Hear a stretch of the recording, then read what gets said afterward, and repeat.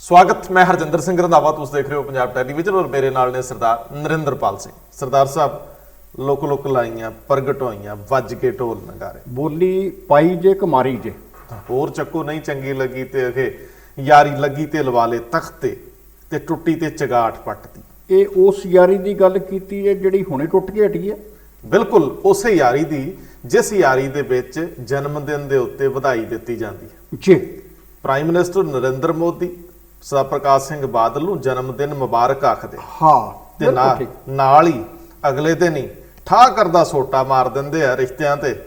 आखे बादल साहब 2010 ਦੇ ਵਿੱਚ जी ਇਹ ਜਿਹੜੇ ਬਿੱਲ ਸੀ ਇਹਨਾਂ ਨੂੰ ਬਣਾਉਣ ਦੇ ਵਿੱਚ ਤੇ ਤੁਸੀਂ ਵੀ ਵਰਕਿੰਗ ਗਰੁੱਪ 'ਚ ਸੀ।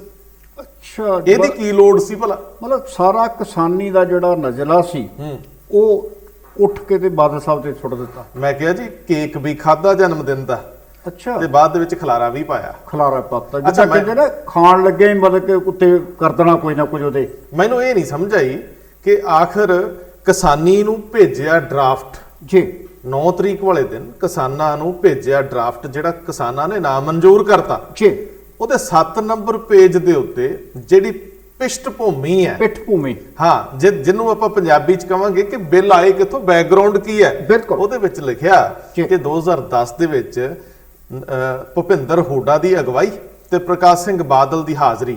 ਹੁਣ ਵੱਡੇ ਸਵਾਲ ਨੇ ਪੁਰਾਣੇ ਆਪਣੇ ਲੋਕਾਂ ਨੇ ਹੁਣ ਜਿਹੜੇ ਸ਼ਰੀਕ ਹੋ ਗਏ ਕਦੇ ਬਗਲਗੀਰ ਸੀ ਉਹਨਾਂ ਦਾ ਸਵਾਲ ਹੈ ਬੜਾ ਅਹਿਮ ਸਵਾਲ ਹੈ।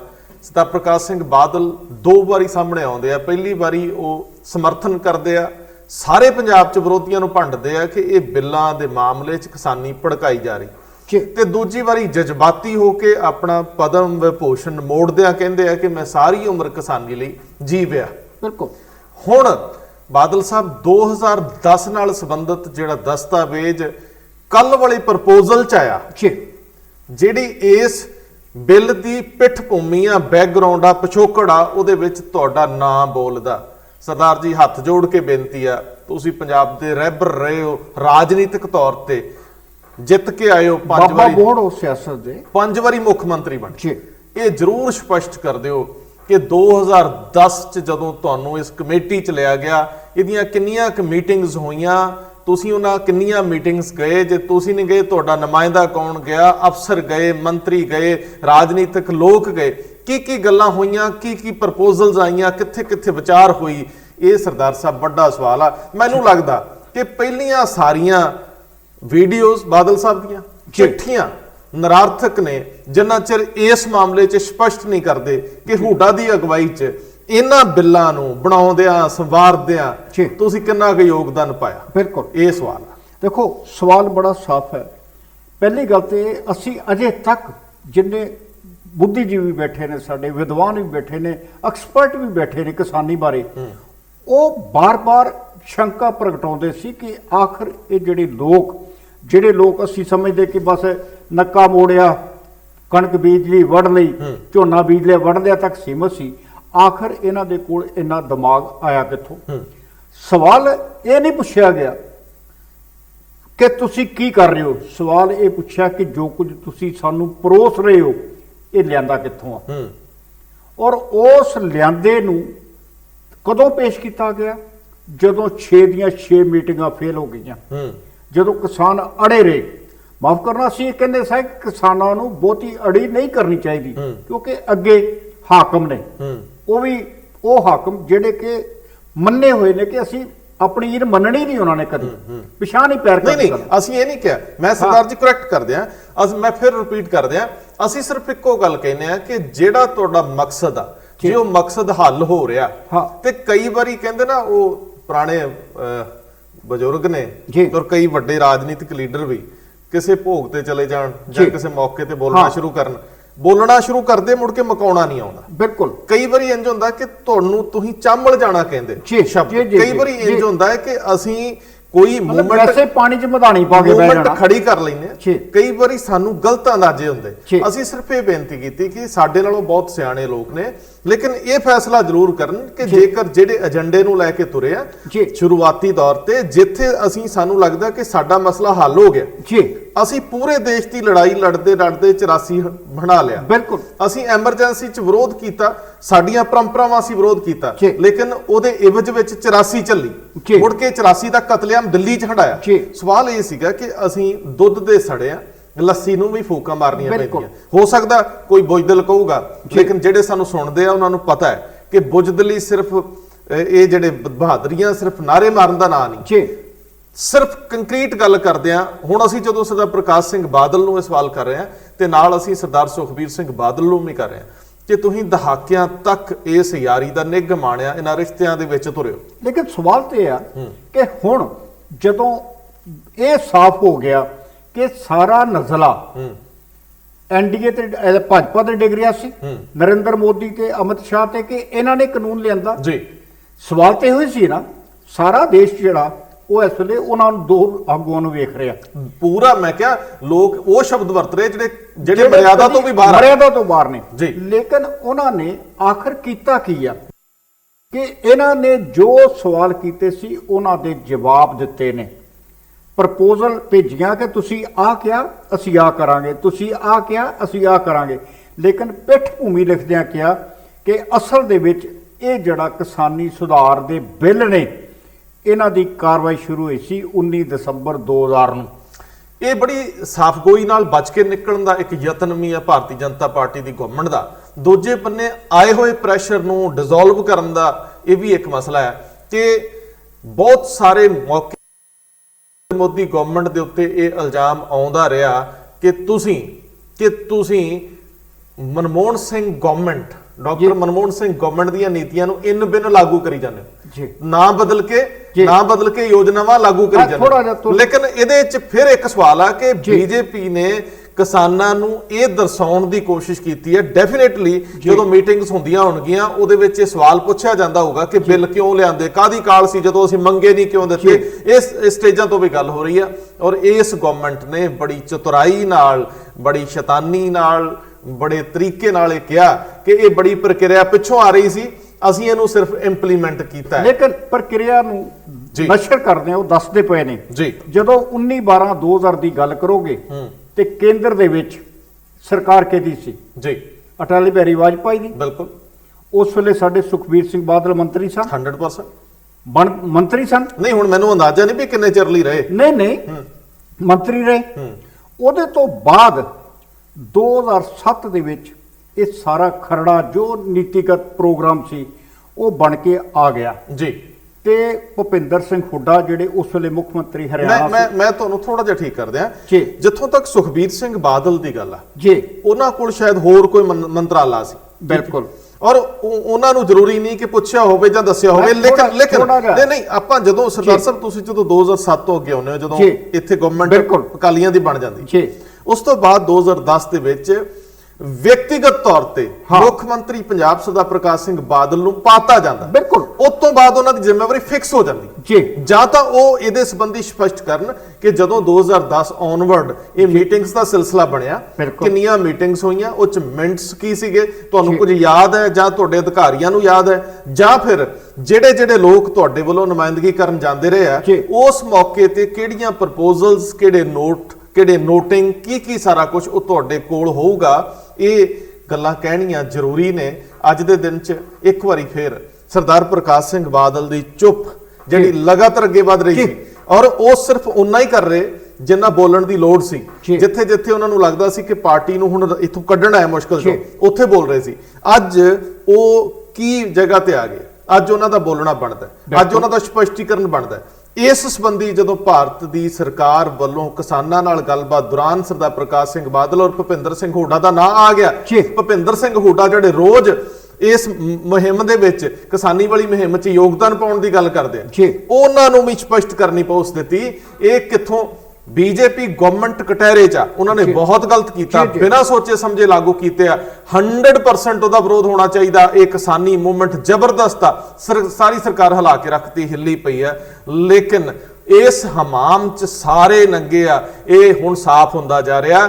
ਔਰ ਜਿਹੜਾ ਸਾਹਮਣੇ ਫਰੰਟ ਫੁੱਟ ਤੇ ਖੇਡਦਾ ਪਲੇਅਰ ਬੀਜੇਪੀ ਦੀ ਗਵਰਨਮੈਂਟ, ਹੁਣ ਉਹਨੇ ਸਾਰੇ ਖਿੱਚ ਕੇ ਲੈਂਦੇ ਆ ਤੇ ਆਓ ਦਿਓ ਸਫਾਈਆਂ। ਨਹੀਂ ਦੇਖੋ 2007 ਚ ਤੇ ਆਖਰਕਾਰ ਸਰਕਾਰ ਤੇ ਅਕਾਲੀ ਦਲ ਤੇ ਭਾਜਪਾ ਦੀ ਸੀ। ਬਿਲਕੁਲ ਉਸ ਵੇਲੇ ਜਦੋਂ ਰਾਜਾਂ ਨੂੰ ਸਾਰਾ ਕੁਝ ਆ ਗਿਆ ਜੀ, ਹੁਣ ਇਹ ਕਹਿਣਗੇ ਕੋਈ ਖਰੜਾ ਆਇਆ ਹੋਊਗਾ, ਖਰੜਾ ਆ ਗਿਆ ਹੈ।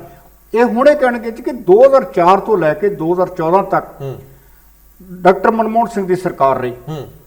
ਇਹਦਾ ਮਤਲਬ ਜਿਹੜਾ 2001 ਦੇ ਵਿੱਚ ਜੋ ਤੁਸੀਂ ਪਾਸ ਕੀਤਾ ਸੀ ਉਹਨੂੰ ਅੱਗੇ ਲਿਆ ਕੇ ਡਾਕਟਰ ਮਨਮੋਹਨ ਸਿੰਘ ਸਰਕਾਰ ਨੇ 2007 ਤੁਹਾਡੇ ਅੱਗੇ ਰੱਖ ਦਿੱਤਾ ਜੀ, ਸੂਬਿਆਂ ਅੱਗੇ ਰੱਖਤਾ। ਸੂਬਿਆਂ ਨੇ ਕੀ ਕੀਤਾ? ਉਹਦੇ ਤੋਂ ਬਾਅਦ ਤੁਹਾਡੀ ਗੱਲ ਸੁਣੋ ਕਿ 2010 ਚ ਜਦੋਂ ਬਿਲਕੁਲ ਹੀ ਕਹਿ ਹੀ ਦਿੱਤਾ ਅਗਲਿਆਂ ਨੇ ਕਿ ਆ ਮੁੱਖ ਮੰਤਰੀ ਭੁਪਿੰਦਰ ਸਿੰਘ ਹੁੱਡਾ ਦੀ ਅਗਵਾਈ ਥੱਲੇ ਇੱਕ ਵਰਕਿੰਗ ਕਮੇਟੀ ਬਣ ਗਈ ਜੇ। ਉਸ ਵਰਕਿੰਗ ਕਮੇਟੀ ਨੇ ਕੀ ਕੀਤਾ? ਵਰਕਿੰਗ ਗਰੁੱਪ ਨੇ ਕੀ ਕੀਤਾ? ਜੀ ਜੀ। ਲੇਕਿਨ ਉਹਦੇ ਤੋਂ ਬਾਅਦ ਇੱਕ ਸਵਾਲ ਹੋਰ ਹੈ ਕਿ ਜਦੋਂ 2014 ਚ ਨਰਿੰਦਰ ਮੋਦੀ ਦੀ ਸਰਕਾਰ ਆ ਜਾਂਦੀ ਹੈ ਉਸ ਵੇਲੇ ਤੇ ਸਾਡਾ ਮੰਤਰੀਪਣ ਵਿੱਚ ਸੀ। ਹੁਣ ਥੋੜੇ ਦਿਨ ਪਹਿਲਾਂ ਤੱਕ, ਥੋੜਾ ਦਿਨ ਪਹਿਲਾਂ ਹੀ ਗਏ ਨਾ। ਹਾਂ ਹਾਂ 5 ਸਾਲ ਉਹ ਵੀ ਤੇ ਸਾਨੂੰ ਖਾਤੇ ਗਿਣੇ ਪੈਣਗੇ ਨਾ 5-6 ਸਾਲ ਜਿਹੜੇ ਆ। ਦੇਖੋ ਸਰਦਾਰ ਜੀ, ਉਹ ਤਾਂ ਇੰਨਾ ਕੁ ਐਨਾਲਿਸਿਸ ਹੋ ਚੁੱਕਿਆ ਜੀ, ਉਹਦੇ ਤੇ ਕੋਈ ਗੱਲ ਕਹਿਣੀ ਮੈਨੂੰ ਲੱਗਦਾ ਹੁਣ ਐਵੇਂ ਪਿਛਾਂ ਪਾਣੀ ਚ ਮਧਾਣੀ ਜੀ। ਸੱਚ ਇਹ ਆ ਕਿ ਬੜੀ ਚਤੁਰਾਈ ਨਾਲ ਤੇ ਬੜੇ ਤਰੀਕੇ ਨਾਲ ਬੀਜੇਪੀ ਨੇ ਇਸ ਸਾਰੀ ਮੁਹਿੰਮ ਦੇ ਵਿੱਚ, ਹਾਲਾਂਕਿ ਅਜੇ ਕਿਸਾਨ ਜਥੇਬੰਦੀਆਂ, ਅਜੇ ਬਾਕੀ ਵਿਰੋਧੀ ਪਾਰਟੀਆਂ, ਸ਼ਾਇਦ ਪੜ੍ਹਨ ਲਿਖਣ ਦੀ ਸਾਡੀ ਪ੍ਰਕਿਰਿਆ ਉਨੀ ਤੇਜ਼ ਨਹੀਂ, ਅਸੀਂ ਵਿੱਚੋਂ ਕੱਢਣ ਦੀ ਕੋਸ਼ਿਸ਼ ਨਹੀਂ ਕਰਦੇ। ਜਦੋਂ ਇਸ ਤੁਸੀਂ ਡਰਾਫਟ ਨੂੰ ਅੱਛੀ ਤਰ੍ਹਾਂ ਪੜ੍ਹੋਗੇ ਤੇ ਫਿਰ ਜਿਨ੍ਹਾਂ ਲੋਕਾਂ ਨੇ ਇਹਦੇ ਤੇ ਇਨੀਸ਼ੀਅਲੀ ਕੰਮ ਕੀਤਾ ਹੈ ਉਹ ਜੇ ਕਿਸਾਨੀ ਦੇ ਅਲੰਬਰਦਾਰ ਹੋਣ, ਜੇ ਉਹ ਕਿਸਾਨੀ ਦੇ ਸਰਬਰਾਹ ਹੋਣ, ਸਰਦਾਰ ਪ੍ਰਕਾਸ਼ ਸਿੰਘ ਬਾਦਲ ਜੱਟਾਂ ਦੀਆਂ ਵੋਟਾਂ ਨਾਲ ਬਣਦੇ ਰਹੇ। ਉਹ ਆਪ ਕਹਿੰਦੇ ਨੇ ਕਿ ਮੈਂ ਕਿਸਾਨੀ ਕਰਕੇ ਮੁੱਖ ਮੰਤਰੀ ਬਣਿਆ। ਬਿਲਕੁਲ, ਕਿਸਾਨਾਂ ਕਰਕੇ ਬਣਿਆ। ਜੱਟ ਕਲਚਰ ਲਿਆਉਣ ਵਾਲੇ ਜਿਹੜੇ ਪੁਰਾਣੇ, ਜਦੋਂ ਅਸੀਂ ਸੰਤ ਫਤਿਹ ਸਿੰਘ ਤੋਂ ਅੱਗੇ ਨੂੰ ਤੁਰਦੇ ਹਾਂ ਜੀ, ਔਰ ਜੱਟ ਕਲਚਰ ਦੇ ਨਾਲ ਪੰਜਾਬ ਦੀ ਰਾਜਨੀਤੀ ਸ਼ੇਪ ਲਈ 1959 ਜਦੋਂ 1966 ਚ ਪੰਜਾਬੀ ਸੂਬਾ ਬਣਦਾ, ਬਿਲਕੁਲ ਉਸ ਤੋਂ ਬਾਅਦ ਇਹ ਮੌਜੂਦਾ ਰਾਜਨੀਤੀ ਦਾ ਟ੍ਰੈਂਡ ਜਿਹੜਾ ਇਹ ਜੋ ਸਰੂਪ ਹੈ ਤੁਰਦਾ ਰਿਹਾ। ਹੁਣ ਇਹਦੇ ਵਿੱਚ ਜੇ ਤੁਸੀਂ ਉਸ ਧਿਰ ਦੀ ਨੁਮਾਇੰਦਗੀ ਕਰਦੇ ਉਸ ਧਿਰ ਨਾਲ ਇਨਸਾਫ ਨਹੀਂ ਕਰ ਸਕੇ, ਜਾਂ ਤੁਸੀਂ ਕਿਸੇ ਸ਼ੱਕ ਦੇ ਦਾਇਰੇ ਚ ਆਉਂਦੇ ਹੋ, ਘੇਰੇ ਚ ਆਉਂਦੇ ਹੋ, ਫਿਰ ਤੁਹਾਨੂੰ ਸਥਿਤੀ ਸਪਸ਼ਟ ਕਰਨੀ ਬਣਦੀ। ਬਿਲਕੁਲ ਸਰਦਾਰ ਪ੍ਰਕਾਸ਼ ਸਿੰਘ ਬਾਦਲ ਇਸ ਵਰਕਿੰਗ ਗਰੁੱਪ ਦੇ ਵਿੱਚ, ਜਿਹੜਾ ਭੁਪਿੰਦਰ ਸਿੰਘ ਹੁੱਡਾ ਦੀ ਅਗਵਾਈ ਚ ਸੀ, ਹਰਿਆਣਾ ਦੇ ਮੁੱਖ ਮੰਤਰੀ ਦੀ ਅਗਵਾਈ ਚ ਐਜ਼ ਅ ਮੈਂਬਰ, ਇਹਨਾਂ ਨੇ ਆਪਣੀ ਭੂਮਿਕਾ ਕਿਹੋ ਜਿਹੀ ਨਿਭਾਈ, ਇਹਨਾਂ ਨਿਭਾਈ ਵੀ ਕਿ ਨਹੀਂ, ਜੇ ਕਦੋਂ ਕਿਵੇਂ ਉਹਦੇ ਵਿੱਚ ਵਿਚਰੇ, ਕੀ ਇਹਨਾਂ ਦੀਆਂ ਪ੍ਰਪੋਜ਼ਲ ਸੀ, ਜਾਂ ਇਹਨਾਂ ਨੇ ਆਈਆਂ ਪ੍ਰਪੋਜ਼ਲਸ ਨੂੰ ਕਿਵੇਂ ਐਕਸੈਪਟ ਕੀਤਾ ਜਾਂ ਨਕਾਰਿਆ। ਜੋ ਵੀ ਇਹਨਾਂ ਦੀ ਰਿਐਕਸ਼ਨ ਐਕਸ਼ਨ ਸੀ ਇਹਨਾਂ ਨੂੰ ਸਪਸ਼ਟ ਕਰਨੀ ਬਣਦੀ ਹੈ। ਜੇ ਆਪ ਨਹੀਂ ਤੇ ਸਰਦਾਰ ਸੁਖਬੀਰ ਸਿੰਘ ਬਾਦਲ ਨੂੰ ਤਾਂ ਕਰਨੀ ਬਣਦੀ ਹੈ, ਕਿਉਂਕਿ ਸਰਦਾਰ ਸੁਖਬੀਰ ਸਿੰਘ ਬਾਦਲ ਦੀ ਰਾਜਨੀਤੀ ਕਿਸਾਨੀ ਦੇ ਦੁਆਲੇ ਘੁੰਮਣ ਵਾਲੀ ਸਿੱਖ ਰਾਜਨੀਤੀ ਹੈ। ਜੇਕਰ ਤੁਸੀਂ ਇਸ ਧਿਰ ਦੇ ਨਾਲ ਖਲੋਤੇ ਨਜ਼ਰ ਨਹੀਂ ਆਉਂਦੇ ਫਿਰ ਤੁਹਾਨੂੰ ਦੇਖੋ ਤਿਆਰੀ ਹੋ ਰਹੀ ਆ ਜੀ। ਤੁਹਾਨੂੰ ਯਾਦ ਆ ਕਿ ਅਸੀਂ ਗੱਲ ਕੀਤੀ ਸੀ ਪ੍ਰੋਫੈਸਰ ਪ੍ਰੇਮ ਸਿੰਘ ਚੰਦੂ ਮਾਜਰਾ ਦੇ ਬੰਗਾਲ ਜਾਣ ਦੀ, ਮਹਾਰਾਸ਼ਟਰ ਜਾਣ ਦੀ। ਉਦੋਂ ਅਕਾਲੀ ਦਲ ਨੇ ਇਹੀ ਦਲੀਲ ਦਿੱਤੀ ਸੀ ਕਿ ਅਸੀਂ ਹਮਖਿਆਲੀ ਪਾਰਟੀਆਂ ਨੂੰ ਨਾਲ ਲੈ ਕੇ ਪਹਿਲਾਂ ਤੇ ਸੂਬਿਆਂ ਦੇ ਵੱਧ ਅਧਿਕਾਰਾਂ ਦੀ ਗੱਲ ਕਰਾਂਗੇ, ਫਿਰ ਨਾਲ ਹੀ ਸਾਹਮਣੇ ਆਇਆ ਕਿ ਹੁਣ ਮਮਤਾ ਬੈਨਰਜੀ ਜਿਹੜੀ ਆ ਮੁੱਖ ਮੰਤਰੀ ਬੰਗਾਲ ਔਰ ਉद्धਵ ਠਾਕਰੇ ਜਿਹੜੇ ਮੁੱਖ ਮੰਤਰੀ ਮਹਾਰਾਸ਼ਟਰ ਨੇ, ਉਹ ਦਸੰਬਰ ਦੇ ਤੀਸਰੇ ਹਫ਼ਤੇ ਦੇ ਵਿੱਚ, ਮੰਨ ਲੈਣਾ ਚਾਹੀਦਾ 21-22 ਦੇ ਕਰੀਬ, ਉਹ ਦਿੱਲੀ ਦੇ ਵਿੱਚ ਆ ਕੇ ਕਿਸਾਨਾਂ ਦੇ ਹੱਕ ਦੇ ਵਿੱਚ ਆਵਾਜ਼ ਬੁਲੰਦ ਕਰਨਗੇ। ਕੁਦਰਤੀ ਹੈ ਅਕਾਲੀ ਦਲ ਵੀ ਉਹਦੇ ਵਿੱਚ ਸ਼ਾਮਲ ਹੋਏਗਾ ਕਿਉਂਕਿ ਹਮਖਿਆਲੀ ਪਾਰਟੀ ਮੰਨ ਲਿਆ ਉਹਨਾਂ ਨੂੰ। ਸ਼ਰਦ ਪਵਾਰ ਨਾਲ ਮੀਟਿੰਗ ਦਾ ਹਵਾਲਾ ਸਾਹਮਣੇ ਆ ਰਿਹਾ। ਜਦੋਂ ਤੁਸੀਂ ਇਹ ਸਾਰਾ ਕੁਝ ਕਰੋਗੇ ਤੇ ਉਸ ਵੇਲੇ ਤੁਹਾਡੇ ਸਾਹਮਣੇ ਇਹ ਸਵਾਲ ਮੂੰਹ ਅੱਡ ਕੇ ਖੜਾ ਹੋਏਗਾ ਕਿ ਜਦੋਂ ਕਰਨ ਵਾਲੇ ਤੇ ਤੁਸੀਂ ਹੋ ਸਾਰਾ ਕੁਝ, ਤੇ ਫਿਰ ਵਿਰੋਧ ਕਿਹਦਾ ਕਰਨ ਆਏ ਹੋ? ਅੱਜ ਸਰਦਾਰ ਸਾਹਿਬ ਇੱਕ ਵੱਡਾ ਦਿਨ ਹੈ, ਅੰਤਰਰਾਸ਼ਟਰੀ ਪੱਧਰ ਤੇ ਮਨੁੱਖੀ ਅਧਿਕਾਰਾਂ ਦਾ ਦਿਨ। ਬਿਲਕੁਲ ਠੀਕ ਹੈ। ਤੇ ਜਿਹੜੇ ਅੰਦੋਲਨ 'ਚ ਫਸੇ ਲੋਕ ਆ ਉਹਨਾਂ ਦੇ ਰਾਈਟ ਕਿੱਥੇ ਨੇ? ਬਿਲਕੁਲ ਇਹ ਵੇਖਣਾ ਸਹੀ ਵੱਡਾ ਸਵਾਲ ਆ। ਅੱਜ ਜਦੋਂ ਇਹ ਮਾਨਵੀ ਅਧਿਕਾਰਾਂ ਦਾ ਦਿਨ ਹੈ ਤੇ ਸਾਰਿਆਂ ਨੂੰ ਵੈਸੇ ਇਸ ਦਿਨ ਦੀ ਸਵਾਲ ਇਹ ਵੀ ਆ ਕਿ ਉਹਨਾਂ ਨੂੰ ਇਸ ਹਾਲਾਤ ਤੱਕ ਭੇਜਣ ਵਾਲੇ ਕੌਣ ਨੇ? ਮੰਨ ਲਓ ਕੱਲ ਥੋੜੀ ਜਿਹੀ ਬਾਰਿਸ਼ ਹੋਈ ਹੈ, ਸਪੋਜ਼ ਬਾਰਿਸ਼ ਹੁੰਦੀ ਹੈ, ਮੌਸਮ ਵਿਭਾਗ ਕਹਿੰਦਾ ਗੜੇ ਵੀ ਪੈ ਸਕਦੇ। ਸਹੀ ਗੱਲ ਹੈ। ਜਿਹੜੇ ਮਾਵਾਂ ਦੇ ਪੁੱਤ ਤੇ ਨਿਆਣਿਆਂ ਦੇ ਪਿਓ ਉੱਥੇ ਬੈਠੇ ਆ, ਜਿਹੜੇ ਬਜ਼ੁਰਗ ਲੋਕ ਬੱਚੇ ਬੈਠੇ ਨੇ, ਬੱਚੀਆਂ ਬੈਠੀਆਂ ਨੇ। ਕੱਲ ਫਿਰ ਇੱਕ ਟਰਾਲੀ ਦੇ ਥੱਲੇ ਸੁੱਤਾ ਬੰਦਾ ਰਾਤ ਦਮ ਤੋੜ ਗਿਆ। ਅੰਤਾਂ ਦੀ ਠੰਡ ਆ, ਠੰਡ ਦੇ ਵਿੱਚ ਤੁਹਾਡੇ ਅੰਗਾਂ ਤੇ ਬੜਾ ਅਸਰ ਪੈਂਦਾ। ਸਹੀ ਗੱਲ ਹੈ। ਔਰ ਜਿਹੜੇ ਤੁਸੀਂ ਬਿਸਤਰਿਆਂ ਦੇ ਵਿੱਚ, ਤੁਸੀਂ ਕਮਰਿਆਂ ਦੇ ਬੰਦ ਕਮਰਿਆਂ ਦੇ ਅੰਦਰ ਹੀਟਰ ਲਾ ਕੇ ਵੀ ਮਜ਼ੇ ਲੈ ਰਹੇ ਹੋ, ਲੇਕਿਨ ਜਿਹੜੇ ਲੋਕ ਉੱਥੇ ਬੈਠੇ ਨੇ ਉਹਨਾਂ ਦੇ ਜਿਹੜੇ ਹਿਊਮਨ ਜਿਹੜੇ ਰਾਈਟਸ ਨੇ, ਜੀ। ਬੰਦਾ ਹੋਣ ਦੇ ਹੱਕ ਨੇ, ਬਿਲਕੁਲ। ਉਹਨਾਂ ਦੀ ਕੌਣ ਪੈਰਵਾਈ ਕਰੂਗਾ? ਜੀ। ਉਹਨਾਂ ਦੀ ਪੈਰਵਾਈ ਇਹਨਾਂ ਲੀਡਰਾਂ ਨੇ ਕਰਨੀ ਸੀ। ਸਹੀ ਗੱਲ। ਇਹ ਲੀਡਰਸ਼ਿਪ ਜਿਹਦੇ ਵਿੱਚ ਸਾਡੇ ਪ੍ਰਧਾਨ ਮੰਤਰੀ ਨੂੰ ਫਿਕਰ ਤਾਂ ਹੈ ਕਿ ਉਹ ਦੇਸ਼ ਦੀ ਨਵੀਂ ਪਾਰਲੀਮੈਂਟ ਦਾ ਉਦਘਾਟਨ, ਉਹਦਾ ਨੀਂਹ ਪੱਥਰ ਰੱਖ ਲੈਣ, ਉਹ ਕਿਸੇ ਹੋਰ ਜਗ੍ਹਾ ਦੇ ਉੱਤੇ ਜਾ ਕੇ ਗੱਲ ਕਰ ਸਕਦੇ, ਲੇਕਿਨ ਉਹਨਾਂ ਕੋਲ ਦੋ ਲਫ਼ਜ਼ ਨਹੀਂ ਸਰ ਰਹੇ। ਸਹੀ ਗੱਲ। ਜੇ ਤੁਸੀਂ ਕਹਿੰਦੇ ਹੋ ਕਿ ਤੁਸੀਂ ਗਲਤੀ ਕੀਤੀ ਹੈ ਕਿਉਂਕਿ ਤੁਸੀਂ ਮੰਨ ਲਿਆ ਕਿ ਤੁਸੀਂ ਇਹਨਾਂ ਬਿੱਲਾਂ 'ਚ ਸੋਧ ਕਰਨ ਲਈ ਤਿਆਰ, ਇਹਦਾ ਮਤਲਬ ਹੈ ਕਿ ਬਿੱਲਾਂ 'ਚ ਕੁਝ ਤੇ ਗਲਤ ਹੈ। ਜੇਕਰ ਬਿੱਲ ਤੁਸੀਂ ਕਿਸਾਨਾਂ ਦੇ ਅਨੁਸਾਰ ਅਮੈਂਡ ਕਰਨ ਲਈ ਰੈਡੀ ਹੋ, ਫਿਰ ਤੁਹਾਨੂੰ ਇਹ ਵੀ ਫਿਕਰ ਤੇ ਹੋਣਾ ਚਾਹੀਦਾ ਕਿ ਉਸ ਮੰਚ ਤੇ 5 ਮਿੰਟ ਲਈ ਜਾ ਕੇ ਤੇ ਆਓ, ਜਾ ਕੇ ਆਓ ਕਿ ਤੁਸੀਂ ਮੇਰੇ ਨਾਲ ਨਾਰਾਜ਼ ਹੋ, ਮੈਂ ਇਸ ਦੇਸ਼ ਦਾ ਚੁਣਿਆ ਪ੍ਰਧਾਨ ਮੰਤਰੀ ਹਾਂ, ਜੇ ਤੁਸੀਂ ਨਾਰਾਜ਼ ਹੋ ਫਿਰ ਵੀ ਮੈਂ ਤੁਹਾਡੇ ਕੋਲ ਆਇਆ। ਠੀਕ ਹੈ ਜੀ। ਤੇ ਜਦੋਂ ਤੁਸੀਂ ਇਹ ਕਹਿ ਰਹੇ ਹੋ ਜੀ ਕਿ ਗਲਤੀਆਂ ਕਰਨ ਵਾਲੇ ਆਹ ਲੋਕ ਨੇ, ਤੇ ਫਿਰ ਉਹਨਾਂ ਗਲਤੀਆਂ ਦੇ ਉੱਤੇ ਉਹਨਾਂ ਨੂੰ ਲਾਗੂ ਕਰਕੇ ਸਹੀ ਪਾਉਣ ਵਾਲੇ ਤੇ ਤੁਸੀਂ ਹੋ। ਅੱਜ ਸ਼ਾਮ ਨੂੰ ਫਿਰ ਇੱਕ ਵਾਰੀ ਪ੍ਰੈਸ ਕਾਨਫਰੰਸ ਹੋਊਗੀ, ਸ਼ਾਇਦ ਖੇਤੀ ਮੰਤਰੀ ਕਰਨਗੇ ਜੀ। ਸਾਡੇ ਕੋਲ ਇਹ ਸਾਰੇ ਮੀਡੀਆ 'ਚ ਖਬਰ ਹੈ ਕਿ ਅੱਜ ਸ਼ਾਇਦ ਪ੍ਰਧਾਨ ਮੰਤਰੀ ਨੂੰ ਜਿਹੜੇ ਖੇਤੀ ਮੰਤਰੀ ਨਰਿੰਦਰ ਤੋਮਰ ਮਿਲ ਚੁੱਕੇ। ਗੱਲ ਤਾਂ ਅੱਗੇ ਵੱਧਦੀ ਨਜ਼ਰ ਆਉਂਦੀ ਹੈ।